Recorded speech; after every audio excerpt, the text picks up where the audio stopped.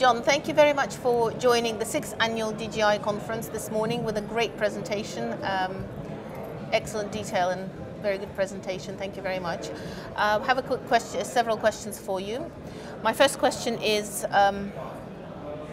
as your soldiers are directly involved in theatre operations, could you tell us what are the main practical challenges of your GIS team on the ground in Afghanistan today and yesterday? Okay, I will, and it's a great pleasure to be here, and thank you for inviting us again. In terms of the teams on the ground, there are several challenges I want to tackle in Afghanistan. The first of all is getting hold of useful data. There's a lot of data around, but it doesn't flow within Afghanistan. So it might be in Kabul, but it's not down where my guys are in Helmand. Or it might be in DGC in Feltham, but it's not necessarily on the ground with us. And it really is a case for us of getting the data moving around, be it imagery or be it topographic type data of any sort. The second real challenge for us is actually, with all of that, turning that into things that the commander can use. Because a lot of the data, in particular cultural data, is not there. Wouldn't it be good if we understood what tribe was in every village, what tribe lived in which parts of a village? All of that would really help us analyse the situation, because commanders need to know a lot more than we're giving them.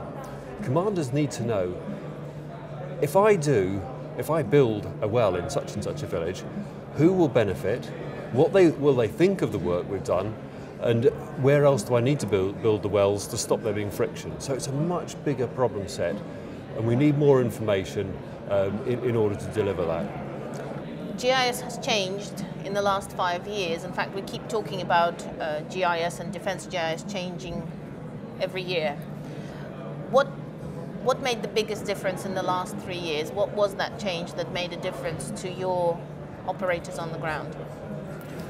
To be honest, it's less the GIS that has made the difference, because the functionality of GIS is such that we don't use a lot of that functionality. What's made the real difference for us is being much closer to the people that are using what we're outputting from the GIS. So being in the forward operating bases, with the infantry companies, with the battle groups, and being able to give what the user needs there and then is the big difference. So it's less the development of GIS, it's more where we're using it that has been the biggest development for us in 3 years. Right. I'm going to ask you about the future. How do you see GIS in 10 years' time? What is it going to be about in 10 years' time? Oh, now there's a difficult question.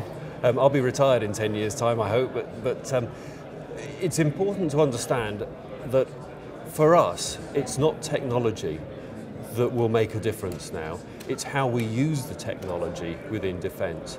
It's how we make sure that we get information to people. It's how we make sure that all information is spatially referenced in some way so we can use it in GIS. So logistic information, EOD information, a whole range of data sets that we need to reference in some way so it can be used. So that's what we've got to drive to do.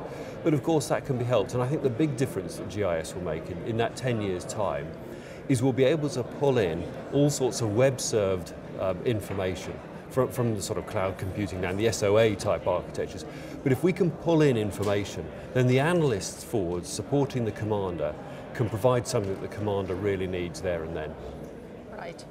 So if you had a magic wand and you could change one thing in GIS today, what would you do? If there's one thing I could change in GIS today, here and now, it would be the ability for GIS to be used by a range of users. GIS still requires pretty much expert knowledge to use. Actually, a lot of simple tasks could be taken on but a much lower level. And if we could provide the models on GIS and the tools on GIS to make it more usable for, if you like, the amateur, but providing the amateur knows what he is doing, because the risk is he will do something and then come up with an answer that's wrong. But if we can provide simple GIS algorithms and so on, it will take some of the work off my guys in theatre, and they can concentrate on the more difficult stuff, while the simple line of sight and so on and so forth is being delivered by the infantryman himself. It's very interesting. John Kedar, thank you very much for your time and for joining DJI and for a great presentation. It's a real pleasure, Katia. Thank you. Thank you.